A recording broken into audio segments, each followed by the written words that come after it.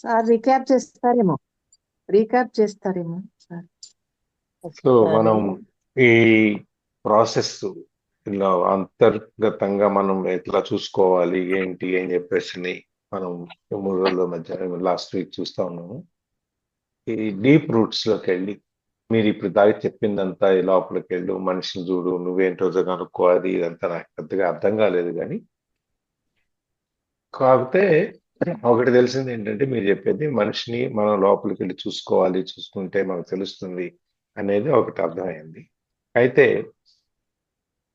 ఆ ఫీలింగ్ అనేది మనం మనలోకి వెళ్ళి మన ఆత్మతో మన మనసుతో పూర్తిగా చూడటం అనేటువంటి ఒక ఫీలింగ్ అనేది ఎక్కడో ఉన్నట్టుగా కనిపిస్తోంది. కానీ అది పూర్తిగా నన్ను నేను మోసం చేసుకోవటం అవుద్దేమో అని చెప్పి అనుకుంటున్నాను. అంటే అలా అంతా ఏం కాదు.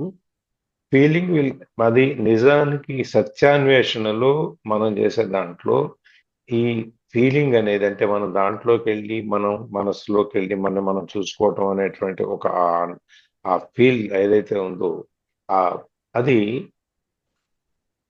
నన్ను ఇంకా దగ్గరగా తీసుకెళ్తుంది, సత్యాన్వేషణకి దగ్గరగా తీసుకెళ్తుంది. అందుకని చెప్పి నువ్వు నేను తప్పుగా అనుకుంటున్నాను మనం ఫీల్ అవ్వాల్సిన అవసరం లేదు. ఎంత దూరం వెళ్ళాలి, ఎంతవరకు వెళ్ళాలి అనేది నీ యొక్క ఆ, లోపల నువ్వు నీ అనుసంధానమైన పరిస్థితిని బట్టి ఉంటుంది అని చెప్పేసి ఒక నేను మనం చూసుకున్నాము. అప్పుడు మన అనుసంధానం అయినప్పుడు మనకి మనంగా ఎంత లోపలికి వెళ్ళి మనం ఎలా అయ్యాము అనేది మనకు తెలుస్తుంది అని చెప్పేసి మనకి ఇది ఒక మనకు తెలుస్తుంది అని చెప్పేసి చెప్తూ వస్తున్నాడు అన్నమాట. దీనివల్ల మనకు జరిగేది ఏంటి అంటే, దీనివల్ల మనకు జరిగేది ఏంటి అంటే, ఈ బాడీ అవేర్నెస్ తర్వాత మన అంతర్గతంగా మన లోపల రూట్స్ లోకి వెళ్ళి మన వేళ్లలోకి వెళ్ళి మనం చూసుకోవటం వల్ల మనకేం జరుగుతుంది అంటే, slowing down the ageing process. మన వయస్సు పెరగటం అనేది మెల్లగా తగ్గుతుంది అని చెప్పేసి మనం మనుషులు మనకి క్రానలాజికల్ గా క్యాలెండర్ ప్రకారం సంవత్సరాలు పెరిగినా మనం అలా కనపడము అని చెప్పేసి. అంటే ఇప్పుడు నేను మనం అనుకున్నాం కదా, మన శైలజ మేడం చదువుతున్నారు కదా, లలిత ఆవిడ మామగారి నుంచి పడిపోయానండి అని చెప్పారు. ఆ విధంగా అట్లా ఆయన అంత నీళ్ళు వచ్చినా కూడా ఆయన ఇంకా ఆ ఊర్లో కాబట్టి ఇంకా రంగే లేదు. ఇక్కడైతే రంగేసేవాళ్ళు, రంగేయకుండా ఉన్నారు. ఆయన తెల్లగా కనపడు, అదొక్కటే తేడా.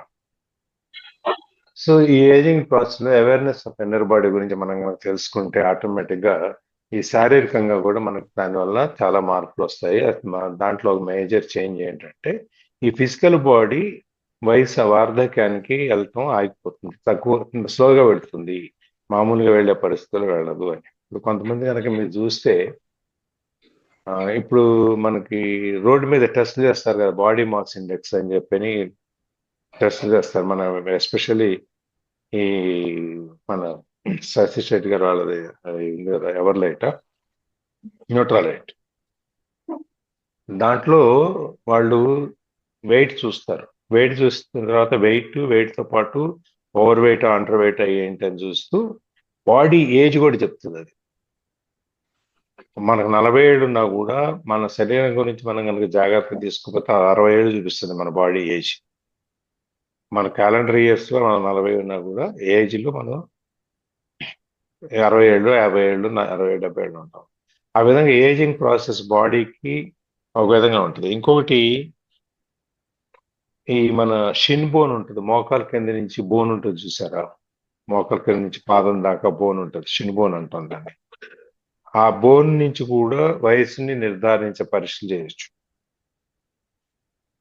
అది ఇట్లా ఇవన్నిటి మాట ఈ మనం మనం తెలుసుకోవటం వల్ల మన బాడీ బయట బాహ్య శరీరం ఎక్కువగా వయసు పెరుగుతున్నట్టు కనిపిస్తున్నా కానీ నిజానికి అంత పెరగదు. ఇన్నర్ బాడీ వల్ల ఈ వయసు పెరగటం అనేదాన్ని స్లో చేస్తుంది. ఇప్పుడు శరీరంలో ముడతలు కానీ, లేకపోతే ముఖం మీద కానీ, ఈ కంఠం దగ్గర కానీ ఈ మడతలన్నీ త్వరగా రావు అనమాట, మెల్లమెల్లగా వస్తాయి. ఇది ఎందుకంటే మనం మన మనస్సుని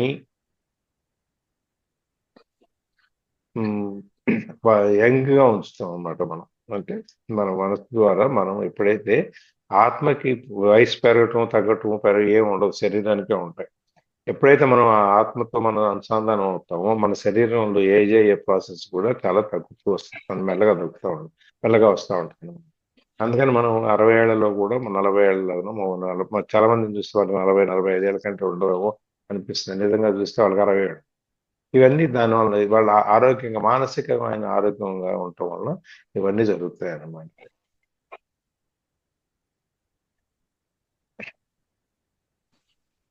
20 ఏళ్ల వయసులో ఉన్నా కూడా ఇప్పుడు మనకు ఒక సామెత ఉంది, తల పండిన వాడ వృద్ధులు అని చెప్పాను. ఎవరు వృద్ధులు అంటే పాండిత్యంలోనో జ్ఞానంలోనో ఒక స్థాయి దాటి పైకి వెళ్ళిన వాడు వృద్ధుడి కింద లెక్క.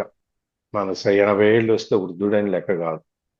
వాళ్ళు జ్ఞానం కూడా ఉండాలి ఆ పరిస్థితిలో అన్నమాట. అందుకని 20 సంవత్సరాలు ఇప్పుడు శంకరాచార్యులు వాళ్ళు ఉన్నారంటే వాళ్ళకి 36 ఏళ్ళు ఆయన ఉన్నా కూడా ఆయన 16 ఏళ్ళకే 8 ఏళ్ళకే ఆయనకి ఆ జ్ఞానం వచ్చేసింది. వాళ్ళకి అందుకనే వృద్ధులైపోయారు వాళ్ళు. ఆ విధంగా జ్ఞానంతో వచ్చేదాన్ని. అది ఈ 80 ఏళ్ల వయసులో ఉన్నా కూడా మనకు ఎప్పుడైతే ఆ 20 ఏళ్ల వయసులో నుంచి మనకు 80 వచ్చినా కూడా మనం ఆ జ్ఞాన సంపార్జన లేకపోతే మన ఆత్మ దర్శనం వీటన్నిటి వల్ల మనకి వయసు పెరిగేది కూడా తగ్గుతూ ఉంటుంది అనమాట.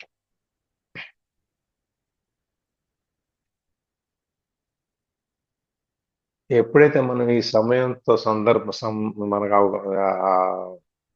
ఆ సందర్భంతో మన సంబంధం, ఆ వయసు, ఈ టైమ్లెస్నెస్, కాలంతో సంబంధం లేకుండా మనం ఎప్పుడైతే ఇన్నర్ బాడీతో మనం గుర్తింపు పడతామో, మన ఈలో అంతర్ శరీరంతో ఎప్పుడైతే గుర్తింపు పడతామో అప్పుడు ఈ normal mode when presence becomes your normal mode. ఎప్పుడైతే ఈ ప్రెజెన్స్ ఈ వర్తమానం అనేది నార్మల్ గా మనకి సహజంగానే మనం ఎప్పుడు ఎట్లా ఉన్నామో అప్పుడు కూడా ఈ ఆ పరిస్థితిలోనే ఆ యొక్క ఊహాలోకంలోనే మనం మసులుతూ ఉంటాం అనమాట, మనం జీవిస్తూ ఉంటాం అనమాట. ఇక ఇప్పుడు మన బాహ్య శరీరంతో సంబంధం లేదు, మన ఐడెంటిఫికేషన్ కోటేశ్వరరావు, సుబ్బారావు, వెంకటరావు అనే సంబంధం లేదు, ఎర్రగా ఉన్నాడా తెల్లగా ఉన్నాడా బ్రౌనా అనే సంబంధం లేదు, ఏ విధమైన సంబంధం లేదు. మనం ఎంతసేపు మనం దాంట్లో ఉంటాం. ఈ పాస్ట్ ఫ్యూచర్ కానీ ఇవన్నీ మనకు అసలు ఎటువంటి పట్టించుకోమన్నమాట మనం. ఈ సమయాన్ని మనం ఈ సెల్స్ బాడీలో మన సెల్స్ గురించి మాట్లాడుతున్నాం, ఈ కణాల గురించి, కణాలు ఎట్లా ఆ, ఉంటాయి, ఎన్ని రోజులు బతుకుతాయి, 3 రోజుల నుంచి 6 రోజులు బతికిస్తే మన దానివల్ల మన జీవన ఆ, విధానంగా మన జీవిత కాలంగా ఇవన్నీ ఎట్లా పెరుగుతాయి, ఇవన్నీ కూడా మనం మాట్లాడుకుంటాం. దీంట్లో ఇది మనం ఈ if you inhabit the inner body, the outer body will grow old at a much slower rate. And even when it does, your timeless essence will shine through the outer form. And you will not give the appearance of an old person.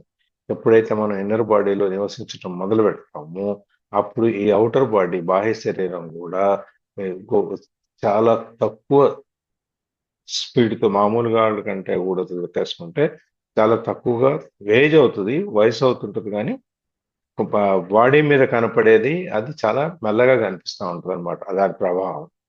అది even when it does your timeless essence will shine. ఒకవేళ మన శరీరం వార్ధక్యంగా కొంచెం కొంచెంగా కనిపిస్తున్నా కూడా ఆ ఎందర్ బాడీతో మనం ఎప్పుడైతే మనం మమేకం అవుతామో అప్పుడు మన అపీరెన్స్, మన కనపడేది అంత ఓల్డ్గా మనం కనపడం, మనం వార్ధక్యంలో ఉన్నట్టు కనపడం అన్నమాట. దీనికి ఏమైనా సైంటిఫిక్ ఎవిడెన్స్ ఉందా? ఎందుకంటే మనం ఏదైనా కూడా ఒక రుజువు ఉంటే గానీ, ఒక కారణం ఉంటే గానీ మనం నమ్మం. అంటే ఇది నువ్వు దానికి దీన్ని నువ్వు ప్రయత్నం చెయ్యి, నువ్వు నీ ఇన్నర్ బాడీకి నువ్వు అనుసంధానము, అప్పుడు నీకు నువ్వే సాక్ష్యం అవుతావు అని చెప్పేసి అని వాడు చెప్తాడు అట్లా.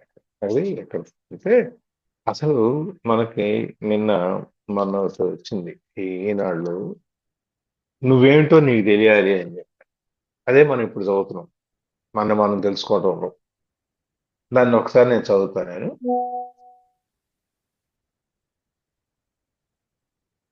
మనిషి తన జీవితంలో ఎరుకను విస్మరిస్తున్నాడు, ఎక్కడెక్కడో దేనికోసమో నిరంతరం అన్వేషిస్తున్నాడు, కానీ తనను తాను తెలుసుకోలేకపోతున్నాడు. వెతుకుతున్నది తన దగ్గరే ఉందని గ్రహించడం లేదు. రామాయణ భారత భాగవతాలు చెప్పింది ఇదే. తెలుసుకోవడం దగ్గరనే తడబాటు ఉంది. మహాత్ములు మహర్షుల కథల నుంచో ప్రవచనాలు వినో తనను తాను తెలుసుకోవడం లేదు. సాధారణ వ్యక్తులే కాదు, బుద్ధుడు సహితం ఈ విషయాన్ని ఆలస్యంగానే గ్రహించాడు. సమాధానం గ్రహించి అవతార పురుషుడయ్యాడు. ఇది మనం ఎక్కడున్నాము అంటే మనలో మనం చూసుకోవటం వదిలేసి మనం దేశం అంతా ప్రపంచం అంతా ఎతుకుతున్నాం. సంఖలో పెట్టుకొని సంతంతా ఎతికిన మాదిరి మనం చేస్తున్నాం. మనం తెలుసుకోవట్లేదు. మనకి మన మత గ్రంథాలు భాగవతాలు ఇవన్నీ మనకి చెప్పే వాటి నుంచి కూడా మనము ఆచరించట్లేదు, నేర్చుకోవట్లేదు. అంటే మామూలు వాళ్ళే కాదు, గౌతమ బుద్ధుడు అంతటి కూడా ఇవి తప్పలేదు అని. మోక్షం కోసం, జ్ఞానసిద్ధి కోసం, దుఃఖం లేని లోక నిర్మాణం కోసం తన శరీరాన్ని శుష్కింపజేసుకున్నాడు. మరణం కొద్ది రోజుల్లో తథ్యం అనిపించింది.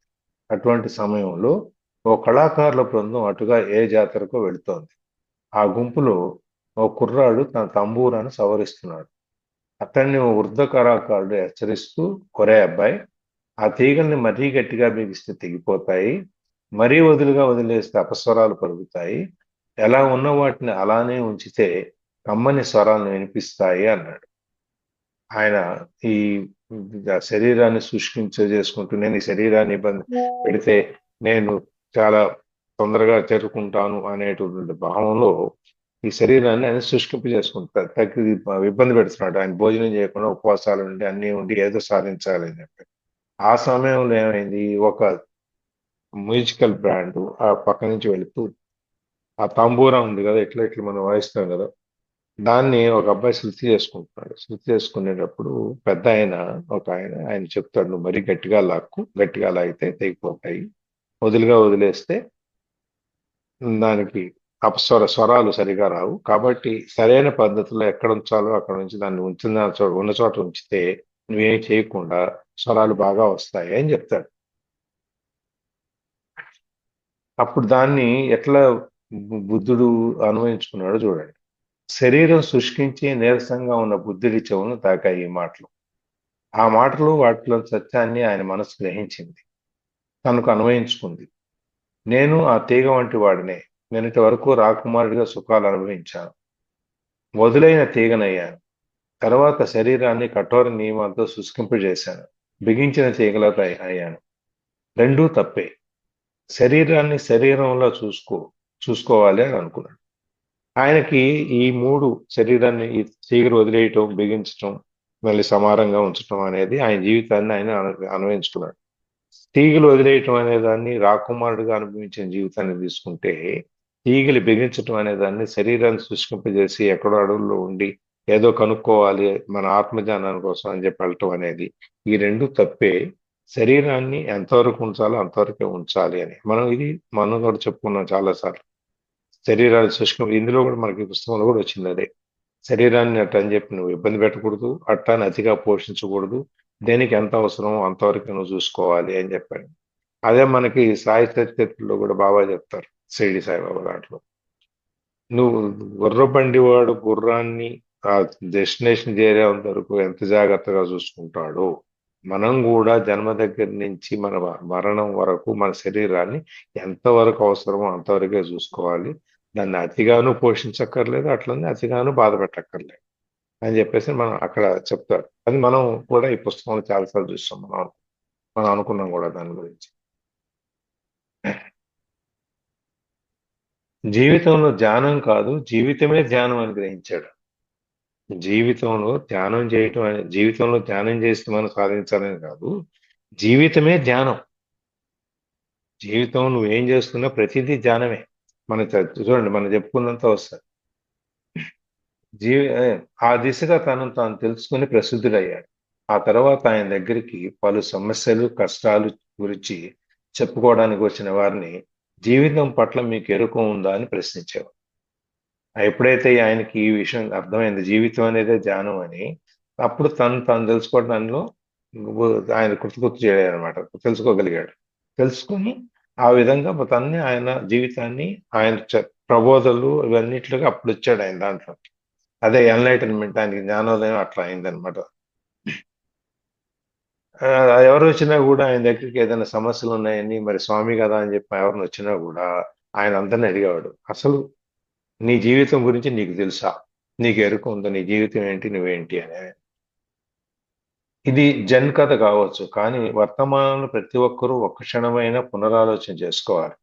అందరూ తన గురించి తమకు బాగా తెలుసు అనుకుంటారు, కానీ నిజంగా ఎరుక అనేది వారికి తెలియదు. మనం బీయింగ్ అనే దాని గురించి మాట్లాడుకుంటున్నాం కదా, ఆ మనం ఆ ఎరుక అనేది మనం తెలుసుకోవడం, అది చాలా మందికి మనకు తెలియదు. మనకు మన గురించి చాలా తెలుసు అనుకుంటాము, మనకు తెలియదు అని చెప్పి. అదే నిజంగా ఎరుక అనేది వారికి తెలియదు. అదే ఉంటే అసలు సమస్యలకు కష్టాలకు పరిష్కారం ఎవరి దగ్గర ఉందో తెలిసిపోవాలి కదా. రాముడు, కృష్ణుడు తదితర అవతారాల్లోని మూల సూత్రాన్ని దేవదేవుడు ముందుగానే నిర్ణయించుకోబట్టే కదా ఆయా లక్ష్యాలను పూర్తి చేశారు. భగవంతుడి కథలలో తెలుసుకోవాల్సిన నీతి ఏంటంటే, ఎవరిని వారు తెలుసుకోవడమే. అది జరగనంత వరకు మనిషి తనను తను లేడనేది బుద్ధ భగవానుడి వాచ. నిన్ను నువ్వు ప్రేమించాలంటే నువ్వేమిటో నీకు తెలియాలి, తెలియకపోతే ప్రేమించలేవు. ఆ ఎరుక ఇప్పుడు అందరికీ అవసరం. ఇది 4 రోజుల నుంచి నేను దాచిపెట్టించాను. నిన్ను నువ్వు తెలుసుకోవాలి అంటే ముందు నిన్ను నువ్వు తెలుసుకోవడానికి నిన్ను నువ్వు ప్రేమించుకోవాలి. మనని మనం ప్రేమించుకోలేనప్పుడు, మనం అంటే మనకేంటో తెలియనప్పుడు, మనం ఈ పైన రాసే క్రీములు, లోషన్లు, స్ప్రేలు, సెంట్లు, ఇవన్నీ ఏమీ ప్రయోజనం లేవు. అందుకని ఎరుక అనేది నువ్వు తెలుసుకోవటం అనేది ఇది చాలా ముఖ్యం అన్నమాట. అందుకనే ఇవన్నీ ఇప్పుడు రాముడు గాని, కృష్ణుడు గాని ప్రతి దాంట్లో మనకు అక్కడో సందర్భం చెబుతాడు, వచ్చే జన్మలో నేను ఇలా పుడతాను, నేను నీ దగ్గర ఇలా నేను చేస్తాను అని చెప్పి. ఇప్పుడు చిన్న ఎగ్జాంపుల్ చెప్పుకోవాలంటే, రామాయణ యుద్ధం, రావణ యుద్ధం అంతా అయిపోయి వాళ్ళు అయోధ్యకి వెళ్ళేటప్పుడు జాంబవంతుడు ఆయన్ని ఒక కోరిక అడుగుతాడు. జాంబవంతుడు ఏం కావాలో కోరుకోమంటే ఆయన అడుగుతాడు, నేను నీతో యుద్ధం చేయాలి రామచంద్ర అని చెప్పి చెప్తాడు. అది అందరికీ తెలిసే ఉంటుంది. అంటే ఈ జన్మలో కాదు, నువ్వు చిరంజీవి కాబట్టి వచ్చే జన్మలో ద్వాపర యుగంలో నేను కృష్ణుడిగా పుడతాను, అప్పుడు నీతో నేను యుద్ధం చేస్తాను అని చెప్తాడు. అప్పుడు తర్వాత ఆ సత్యభామ, ఆ మనకి ఆ వజ్రం దానికోసం వెళ్ళటం, అక్కడ గుహలో జాంబవంతుడితో యుద్ధం చేయటం, ఇవన్నీ మనకి తెలుస్తాయి. అదేవిధంగా కృష్ణావతారంలోకి వచ్చేటప్పటికి దేవకి ఆయన యశోద దగ్గర పెరిగాడు. పుట్టింది దేవకికి, అయినా పెరిగింది యశోద. అందుకని ఆయన ఆవిడ అడుగుతుంది, మరి అన్నది నేను, కానీ నిన్ను నేను పెంచుకోలేదు, నేను చూసుకోలేదు, నీ పళ్ళి చూడలేదు, ఏం చూడలేదు, నన్ను ఇలా చేసావు నువ్వు అంటే, దీని కర్మ ఫలితం రామాయణంలో నేను రాముడిగా ఉన్నప్పుడు నువ్వు నన్ను ఆ అడవులకు పంపించి నా తల్లికి నా యొక్క వియోగాన్ని నువ్వు కలగజేసావు. అందువల్ల నీకు ఈ జన్మలో నేను నీ కొడుకు పుట్టినా కూడా నీకు నా కొడుకును పెంచుకునే అవకాశం నీకు లేకుండా పోయింది. నువ్వు వచ్చే కలియుగంలో నేను వెంకటేశ్వర స్వామిగా వస్తాను, అప్పుడు నువ్వు వస్తావు, వకుళమాతగా వస్తావు, అప్పుడు నువ్వు దగ్గరుండి నన్ను చూసుకుని నా పెళ్లి చేస్తావు అని అక్కడ చెప్తాడు. ఇవన్నీ అందరికీ తెలిసే ఉంటది, తెలుసు కదా. హలో. అవునండి, తెలుసండి. అన్ని ఎందుకంటే సందర్భాన్ని నేను ఒకసారి గుర్తు చేస్తున్నాను. త్రేతాయుగంలో నుంచి, ద్వాపరయుగంలో నుంచి, కలియుగంలో నుంచి ఈ అవతార పురుషులు అందరూ ఏ విధంగా వాళ్ళు చెప్పగలిగారు అనే దానికి ఇదన్నమాట. నిన్ను నువ్వు తెలుసుకుని ఈ భాగవతం, భారతం వీటన్నిటిలో నుంచి మనం నేర్చుకోవాల్సింది, రాముడి దగ్గర నుంచి నేర్చుకోవాల్సింది మంచి అనేదాన్ని, కరెక్ట్ రైట్నెస్ అనేదాన్ని ఎలా అనేది ఆయన పాటించి చూపించాడు. నిజం చెప్పటం కానీ ఏదైనా కానీ మొత్తం అంతా ఆయన. అదే విధంగా కృష్ణుడి దగ్గరికి వచ్చేటప్పటికి కృష్ణుడు ఏం చేశాడు, నేను చెప్పింది చేయండి, నేను చేసింది చేయకండి అని చెప్పాడు. ఎందుకంటే వీళ్ళకి మనం సొంతంగా అనుభవించి నేర్పినా కూడా వీళ్ళకి అర్థం కావట్లేదు, అందుకని వీళ్ళకి చెప్పడం అనవసరం అని చెప్పి కృష్ణుడు చెప్పండి చేయండి, ఇక నేను చేయాల్సింది లేదు అని చెప్పేసి. ఆ విధంగా ఒక్కొక్క అవతారంలో వాళ్ళు ఒక్కొక్కటిగా చెప్పుకుంటూ వచ్చారు. అవన్నీ మనం వదిలేసి, మనం కృష్ణుడు అంటే ఏంటంటే 60,000 మంది గోపికలతో తిరిగాడు, నేను తిరిగితే తప్పేంటి అనే లెవెల్లోకి వెళ్ళిపోయాం. లేకపోతే రామాయణంలోకి వచ్చేటప్పుడు ఏమైందంటే, సీతని అడవికి పంపించినప్పుడు రాముడు నేను ఎందుకు వదిలేయకూడదు నా పెళ్ళాన్ని అనే లెవెల్కి మనం ఆ విధంగా భాష్యం చెప్పుకునే స్థితికి వస్తున్నాం అనమాట. అందుకని ఎప్పుడు కూడా నిన్ను నువ్వు తెలుసుకుంటాం అని అంటే, నిన్ను నువ్వు తెలుసుకోగలిగితే నిన్ను నువ్వు ప్రేమించుకోగలుగు. నన్ను నేను ప్రేమించుకుంటున్నాను అంటే దాంట్లో ఇంత రోజు 4 పెగ్గులు పోసి 4 రకాలైనటువంటి ఫుడ్ తిని ఇవన్నీ దీన్ని మనం తెలుసుకోవట్లేదు. మనం ప్రేమించుకోవట్లేదు. మనం ప్రేమించుకోవటం అంటే నేను అనేది నువ్వు తెలుసుకుంటే అప్పుడు నువ్వు ప్రేమించుకోగలుగుతావు. నువ్వు ప్రేమించుకోగలిగితే నువ్వు ప్రపంచాన్ని కూడా అదే విధంగా ప్రేమించగలుగుతావు. అందుకని నువ్వు తెలుసుకో ముందు. నువ్వెవరో నీకు తెలియాలి. తెలిసినప్పుడే ఇవన్నీ జరుగుతాయని చెప్పి మన దీంట్లో అదేమి మన జీవన జ్యోతి అంతర్యామి వస్తుంది కదా, దాంట్లో వచ్చింది లాస్ట్ వీక్. అరే చూద్దాం అన్నట్లు పెట్టేసి ఇచ్చాను అనమాట. అది ఇవాళ ఈ లోపల బయట ఉన్నదాన్ని ఏజింగ్ ప్రాసెస్ దానికి సూట్ అవుతుంది కదా అని చెప్పి తీసుకొచ్చా.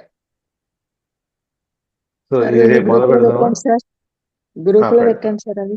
పెడతాను. ఇది రేపు చదువుతామా? వాటికి చాలా ఇక్కడ ఆపుదామా? హలో మ్యాటర్, సార్ ఏమన్నారు? ఇవాళ ఇక్కడికి ఆపుదామా చదువుదామా?